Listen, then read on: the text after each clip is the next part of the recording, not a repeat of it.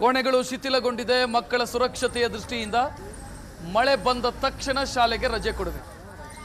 ರಾಯಚೂರಿನ ವಿಜಯನಗರ ಕ್ಯಾಂಪ್ ಶಾಲೆಯ ದುಸ್ಥಿತಿ ಇದೆ.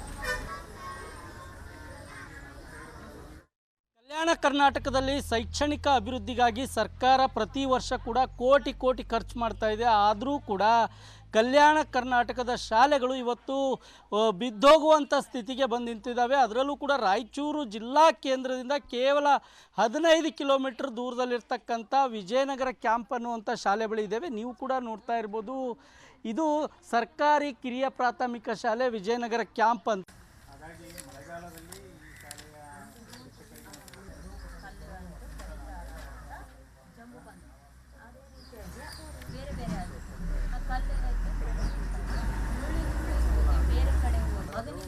ಏನೆಲ್ಲ ಸಮಸ್ಯೆ ಆಗ್ತಾ ಇದೆ? ಯಾವ ಶಾಲೆ ನಿಮ್ಮದು? ನಮ್ಮದು ಸರ್ಕಾರಿ ಹಿರಿಯ ಪ್ರಾಥಮಿಕ ಶಾಲೆ. ಇಲ್ಲಿ ಮಳೆ ಬಂದರೆ ನೀರು ಸೋರುತ್ತೆ. ನಮಗೆ ಕೂತ್ಕೊಳ್ಳೋಕ್ಕೆ ಜಾಗ ಇಲ್ಲ. ಪಾಠ ಗಿಡದ ಕೆಳಗೆ ಕುಂತು ಪಾಠ ಕೇಳ್ತಿದ್ದೇವೆ. ನಮಗೆ ರೂಮ್ ಬೇಕಂತ ಕೇಳ್ಕೊ. ಅಲ್ಲ, ಈಗ ಎಷ್ಟು ದಿನ ಆಯ್ತು ಹಿಂಗೆ ಹಾಳಾಗಿದ್ದು? ನಿಮ್ಮ ಕೋಣೆಗಳೆಲ್ಲ ಹಾಳಾಗಿದ್ದು. ಹೊರಗೆ ಕುಂತು ಕೇಳ್ತೀರಾ ಯಾವಾಗಲೂ? ಹಾಂ, ಹೊರಗೆ ಕುಂತು ಕೇಳ್ತೀವಿ. ಯಾರ ಬಂದು ಅಧಿಕಾರಿಗಳು ಭೇಟಿ ಮಾಡಿ ಏನಾರ ಹೇಳ್ಯಾರೇನ? ಹೇಳ್ಯಾರ. ಓಕೆ, ಈ ಕುರಿತಂತೆ ಮಾತಾಡಲಿಕ್ಕೆ ಶಿಕ್ಷಕರು ನಮ್ಮ ಜೊತೆ ಇದ್ದಾರೆ, ಮತ್ತು ಅವರು ಸಮಸ್ಯೆಯನ್ನು ಕೇಳೋಣ ಅಂತ. ಮೇಡಮ್, ಈ ನಿಮ್ಮ ಶಾಲೆ ಇದೆಯಲ್ಲ, ಎರಡೂ ಕೋಣೆಗಳು ಹಾಳಾಗಿದ್ದಾವೆ.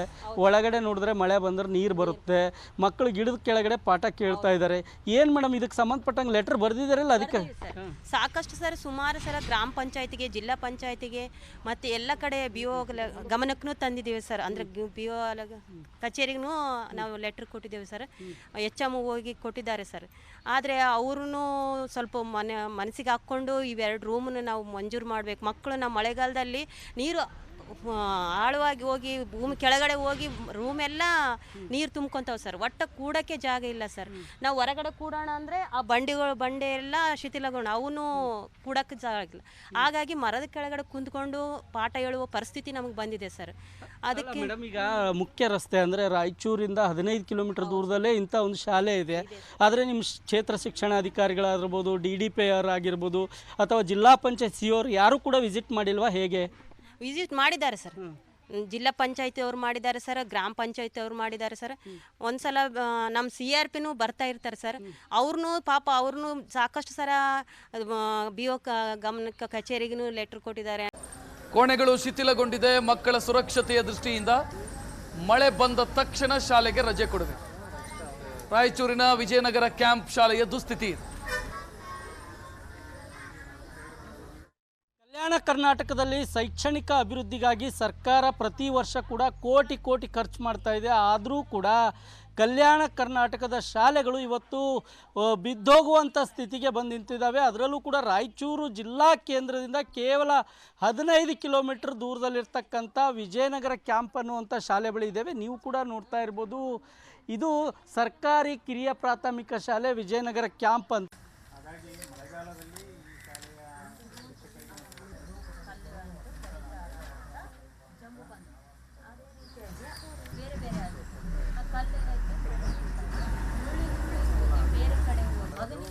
ಏನೆಲ್ಲ ಸಮಸ್ಯೆ ಆಗ್ತಾ ಇದೆ? ಯಾವ ಶಾಲೆ ನಿಮ್ಮದು? ನಮ್ಮದು ಸರ್ಕಾರಿ ಹಿರಿಯ ಪ್ರಾಥಮಿಕ ಶಾಲೆ. ಇಲ್ಲಿ ಮಳೆ ಬಂದರೆ ನೀರು ಸೋರುತ್ತೆ. ನಮಗೆ ಕೂತ್ಕೊಳ್ಳೋಕ್ಕೆ ಜಾಗ ಇಲ್ಲ. ಪಾಠ ಗಿಡದ ಕೆಳಗೆ ಕುಂತು ಪಾಠ ಕೇಳ್ತಿದ್ದೇವೆ. ನಮಗೆ ರೂಮ್ ಬೇಕಂತ ಕೇಳ್ಕೊ. ಅಲ್ಲ, ಈಗ ಎಷ್ಟು ದಿನ ಆಯ್ತು ಹಿಂಗೆ ಹಾಳಾಗಿದ್ದು? ನಿಮ್ಮ ಕೋಣೆಗಳೆಲ್ಲ ಹಾಳಾಗಿದ್ದು. ಹೊರಗೆ ಕುಂತು ಕೇಳ್ತೀರಾ ಯಾವಾಗಲೂ? ಹಾಂ, ಹೊರಗೆ ಕುಂತು ಕೇಳ್ತೀವಿ. ಯಾರ ಬಂದು ಅಧಿಕಾರಿಗಳು ಭೇಟಿ ಮಾಡಿ ಏನಾರ ಹೇಳ್ಯಾರೇನ? ಹೇಳ್ಯಾರ. ಓಕೆ, ಈ ಕುರಿತಂತೆ ಮಾತಾಡಲಿಕ್ಕೆ ಶಿಕ್ಷಕರು ನಮ್ಮ ಜೊತೆ ಇದ್ದಾರೆ, ಮತ್ತು ಅವರು ಸಮಸ್ಯೆಯನ್ನು ಕೇಳೋಣ ಅಂತ. ಮೇಡಮ್, ಈ ನಿಮ್ಮ ಶಾಲೆ ಇದೆಯಲ್ಲ, ಎರಡೂ ಕೋಣೆಗಳು ಹಾಳಾಗಿದ್ದಾವೆ. ಒಳಗಡೆ ನೋಡಿದ್ರೆ ಮಳೆ ಬಂದರೆ ನೀರು ಬರುತ್ತೆ. ಮಕ್ಕಳು ಗಿಡದ ಕೆಳಗಡೆ ಪಾಠ ಕೇಳ್ತಾ ಇದ್ದಾರೆ. ಏನು ಮೇಡಮ್, ಇದಕ್ಕೆ ಸಂಬಂಧಪಟ್ಟಂಗೆ ಲೆಟರ್ ಬರೆದಿದ್ದಾರಲ್ಲ ಅದಕ್ಕೆ? ಸಾಕಷ್ಟು ಸರ್, ಸುಮಾರು ಸಲ ಗ್ರಾಮ ಪಂಚಾಯತಿಗೆ, ಜಿಲ್ಲಾ ಪಂಚಾಯತಿಗೆ ಮತ್ತು ಎಲ್ಲ ಕಡೆ BO ಗಮನಕ್ಕೂ ತಂದಿದ್ದೀವಿ ಸರ್. ಅಂದರೆ BO ಕಚೇರಿಗೂ ನಾವು ಲೆಟ್ರ್ ಕೊಟ್ಟಿದ್ದೇವೆ ಸರ್. HM ಹೋಗಿ ಕೊಟ್ಟಿದ್ದಾರೆ ಸರ್. ಆದರೆ ಅವ್ರೂ ಸ್ವಲ್ಪ ಮನಸ್ಸಿಗೆ ಹಾಕ್ಕೊಂಡು ಇವೆರಡು ರೂಮನ್ನು ನಾವು ಮಂಜೂರು ಮಾಡಬೇಕು. ಮಕ್ಕಳು ನಮ್ಮ ಮಳೆಗಾಲದಲ್ಲಿ ನೀರು ಆಳವಾಗಿ ಹೋಗಿ ಭೂಮಿ ಕೆಳಗಡೆ ಹೋಗಿ ರೂಮ್ ಎಲ್ಲ ನೀರು ತುಂಬ್ಕೊಂತಾವೆ ಸರ್. ಒಟ್ಟು ಕೂಡೋಕ್ಕೆ ಜಾಗ ಇಲ್ಲ ಸರ್. ನಾವು ಹೊರಗಡೆ ಕೂಡೋಣ ಅಂದರೆ ಆ ಬಂಡೆ ಎಲ್ಲ ಶಿಥಿಲಗೊಂಡು ಅವನು ಕೂಡೋಕ್ಕೆ ಜಾಗ ಇಲ್ಲ.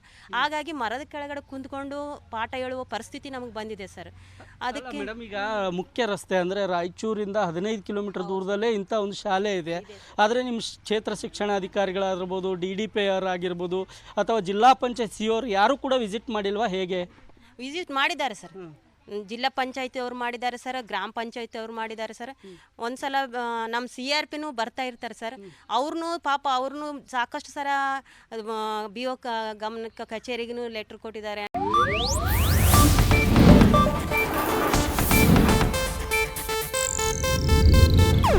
ಇದು ಏಷ್ಯಾನೆಟ್ ನ್ಯೂಸ್ ನೆಟ್ವರ್ಕ್ ಪ್ರಸ್ತುತಿ.